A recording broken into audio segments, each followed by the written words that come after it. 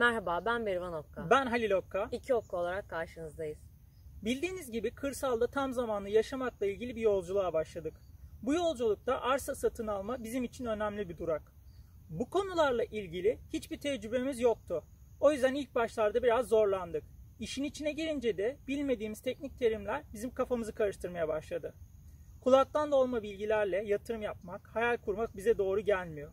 Emlakçı, mal sahibi, yakın çevreniz kesin olmayan bilgilerle sizi yanıltabiliyor. O yüzden bu videoda arsa satın alırken karşınıza çıkacak teknik konulardan bahsetmek istiyoruz. İmar planı nedir? İmar durumu nedir? Nereden alınır? Emsal, task, kask gibi terimlerden bahsedip imarsız arazide inşaat yapmak mümkün mü? Bunun için hangi şartlar gerekiyor? Bunları anlatmak istiyoruz.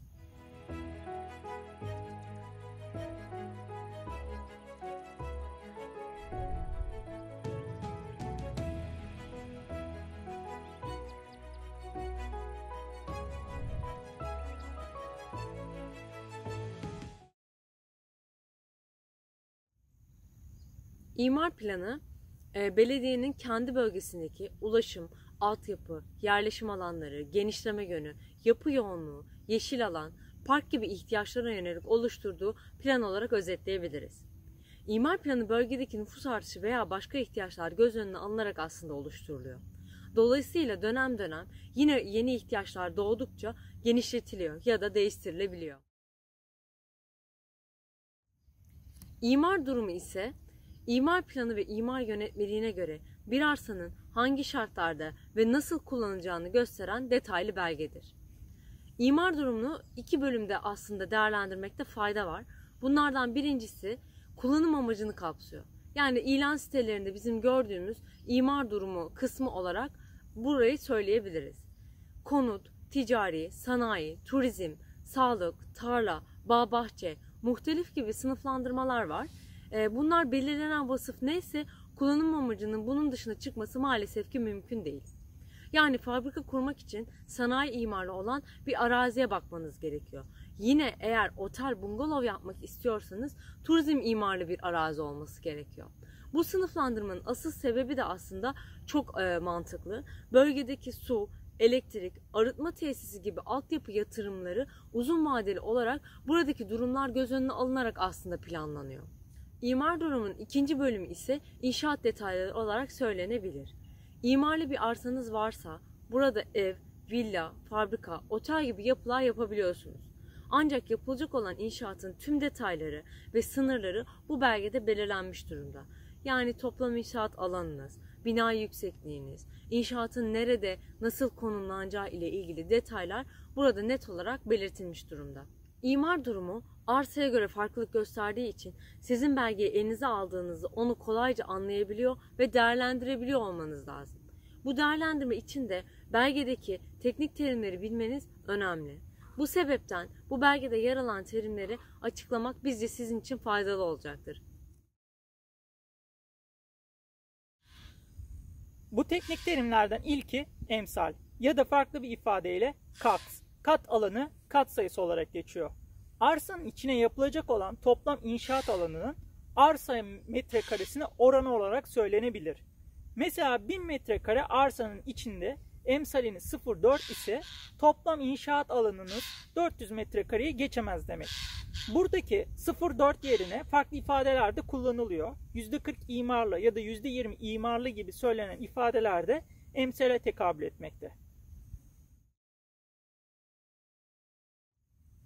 Bir diğer terimse task, taban alanı katsayısı. İnşaat tabanının arsaya oranı olarak söyleyebiliriz. Yine örnek üzerinden gitmek gerekirse 1000 metrekarelik arsada task değeri 0,2 olarak belirlenmişse inşaat yapacağınız alanın tabanı 200 metrekareyi geçemez. Belirtilen bir diğer ifade de katsayısı ve bina yüksekliği. Sizin maksimum kaç katlı inşaat yapabileceğiniz bu belgede açıkça belirtiliyor. Burada kod farkından dolayı eğimli bir araziniz varsa ek haklarınız oluşabilir. Bodrum kat gibi. Ayrıca binanın yüksekliği de kat sayısından bağımsız olarak belirtiliyor. Yani 2 kat hakkınız olabilir. Burada 2 kat içinde siz kafanıza göre katların yüksekliğini 4 metre belirleyemiyorsunuz. binanın yüksekliğini geçmemek şartıyla o 2 katı inşa etmeniz gerekiyor. Emsal, tast, yükseklik ve kat sayısı size kaç metrekare inşaat yapabileceğinizi net olarak söylese de bunun dışında inşaat alanını sınırlayan bir durum daha var. O da çekme payı. Yani arsaya binayı kafanıza göre konumlandıramıyorsunuz.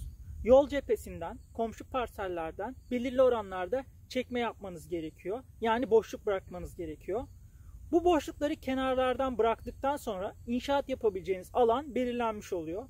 Bu alan içerisinde istediğiniz noktaya binanızı konumlandırabilirsiniz. Ancak burada dikkat etmeniz gereken şey, çekmeden sonra emsalinizden daha küçük bir inşaat alanınız ortaya çıkabileceği. Örnek vermek gerekirse yola cepheli, genişliği 10 metre, derinliği 50 metre olan uzun ince bir arsa olsun. Burada yoldan 5 metre, komşu parsellerden de 3 metre çekmenin olduğunu düşünelim. Bu çekmeler sonrasında bizim arsa genişliğimiz 10 metreden 4 metreye, derinliği de 50 metreden 42 metreye düşecektir. Yani inşaat alanımız arsadan daha küçük bir alan olacaktır. Fark ettiğiniz üzere inşaat için genişlik 4 metreye inmiş durumda. Bu noktada sizin hayalinizdeki ya da yapmak istediğiniz binayla uyumsuz bir durum oluşabilir. O yüzden bu çekme paylarını iyi değerlendirmenizi tavsiye ederiz. Belgede yer alan diğer terimse inşaat nizamı. Ayrık nizam ve bitişik nizam olarak iki şekilde karşınıza çıkabiliyor.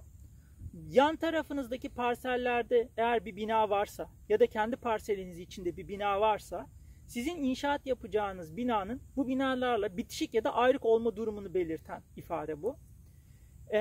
Aynı parsel içerisinde bina yapacaksanız bitişik ayrık nizam dışında bir durum daha karşınıza çıkabilir. O da bu binalar arasında çekme payında olduğu gibi bir boşluk bırakmanız isteniyor.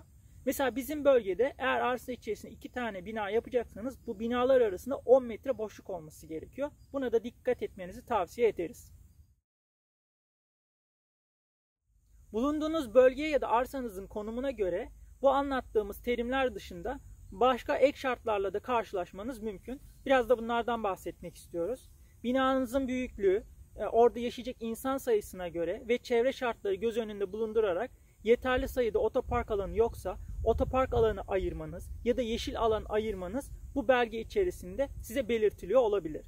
Bunun dışında tarihi dokuya sahip bir bölgedeyseniz binanızın dış şekli, dış rengi ya da dış malzemesi neler olacağı da size açıkça belirtiliyor olabilir. Yine yüksek gerilim hattı geçiyorsa arazinizin üzerinde ona göre de orada ek şartlar yerine getirmeniz gereken koşullar olabilir. Bunlara da dikkat etmenizi tavsiye ederiz. İmar durumunu nereden öğrenebilirsiniz?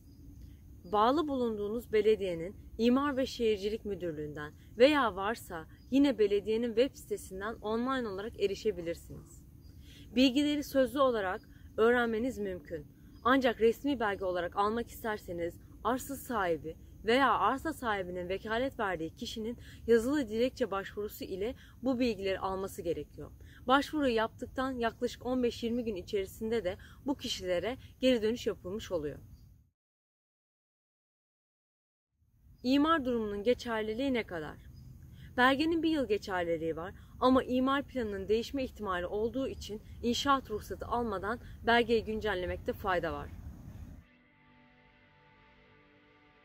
Süreçte imarlı olmayan araziler için bazı bilgiler edindik. Onları da sizlerle paylaşmak istiyoruz. Bu konuda gördük ki çok fazla kafa karışıklığı var. Arazinin imar izni yoksa ve inşaat yapmak istiyorsanız yerine getirmeniz gereken bazı şartlar var. Bu şartlardan ilki de kadastrol yol. Arazinin resmi kadastrol yolunun olması gerekiyor. Yani başka bir deyişle resmi yola cepheniz olması gerekiyor. Arazinin yanında köy yolu olabilir, traktör yolu olabilir. Ancak bu demek değil ki bunlar resmi yol. Eğer zaten resmi yol değilse sıkıntı var demektir. Kadastrol yol almak da o kadar kolay değil. Kadastrol yol olmuyor ise geçit hakkı alabilirsiniz. Bu konuda da maalesef yanlış bilgiler var. Komşudan ya da orman arazisinden geçit hakkı alabiliyorsunuz. Geçit hakkı almak demek o arazinin, geçtiğiniz yerin size ait olduğu anlamına gelmiyor. Sadece geçmek için izin aldığınız anlamına geliyor aslında. Bir nevi kiralama olarak da düşünebilirsiniz. Kadastrol yol ile geçit hakkı aynı şey değil. O yüzden geçit hakkı olan bazı araziler için imar izni verilmiyor. Bunda da aslında çok gerekçeleri çok açıkça belirtilmiş durumda. Su gibi altyapı hizmetlerinin bu geçit hakkı olan bölgeden geçmesi gerekiyor ve bu bölgenin vasfı kiralık bir nitelikte olduğu için de hizmetlerin size gelmesi konusunda sorun yaşayabileceğinizden dolayı inşaat izni vermiyorlar. Arazinin tarıma elverişli olup olmadığı da önemli. Yani araziniz tarla vasfında ise tarıma elverişli değildir şeklinde belge almanız gerekebilir. Bu belgeyi ilçe tarım müdürlüğünden başvuru yaparak alabilirsiniz. Ancak burada arazinin ovada, vadide olması, o bölgenin tarımla ilgili iklim koşullarının hepsi göz önüne alınarak değerlendiriliyor. O yüzden bunları yerine getirme konusunda biraz sıkıntı yaşayabilirsiniz. Üstesinden gelmeniz gereken bir diğer konu metrekare sınırları. Tarım arazilerini koruyabilmek için 3000 metrekarenin altındaki arazilerde yapılaşmaya izin vermiyorlar. Eğer araziniz bu şartı sağlıyorsa inşaat yapma hakkınız ortaya çıkabilir. Ancak burada da tarım imarı için %5 imar sınırına takılıyorsunuz. Arazi 5000 metrekarenin altındaysa %5 imar hakkınız var. 5000 metrekarenin üzerinde ise maksimum 250 metrekare inşaat yapma hakkınız var. Bu maksimum ve minimum değerlerini kendi bölgenize göre teyit etmelisiniz. Çünkü bölgeden bölgeye bayağı değişiklik gösterebiliyor ya da bu şartların bazıları ortadan kalkabiliyor. Ancak burada şunu açıkça belirtmek istiyoruz ki %5 imarlı kavramı yanlış anlaşılıyor. Çünkü herkes işte %5 imarlı olarak bildiği bölgede şöyle düşünmeye başlıyor. 10.000 metrekarelik bir arazi alırsan %5 imardan dolayı 500 metrekarelik inşaat hakkım oluşur gibi diye düşünebiliyor. Ancak durum öyle değil. 10.000 metrekare araziniz de olsa, 100.000 metrekare araziniz de olsa yapabileceğiniz maksimum inşaat alanı 250 metrekare. Bu bazı bölgelerde 150 metrekare olarak da belirlenmiş durumda. İmar planı olmayan bölgeye niye inşaat yapmak istediğinizi ve bunun sebebini de resmi olarak belgelemeniz gerekiyor. Bahçe işleri için bağ evi yapacaksanız arazinin belli adette 10 yıllık ağaç göstermeniz gerekiyor. Hayvancılık yapacaksanız bunun için bakıcı evi ihtiyacınız olabilir. Bunun için de belirli sayıda hayvanı ve hayvan başına belirlenmiş metrekaredeki ahırı göstermeniz gerekiyor. Bu sorunları aştığınızı varsayalım. İmar planı dışındaki bir bölgede inşaat yapma hakkını elde ettiniz. Ancak yapacağınız binanın resmiyette konut olarak görünmeyeceğini de bilmeniz gerekiyor. Buradaki inşaatlar genellikle bağ evi vasfıyla tapuya işleniyor ve bu olarak biliniyor. Bağ evlerine de kimse altyapı getirmekle ilgili bir sorumluluğa sahip değil. Yani belediye buraya su, elektrik gibi hizmetleri getirmeyebilir. Hatta bunları vermeyebilir de.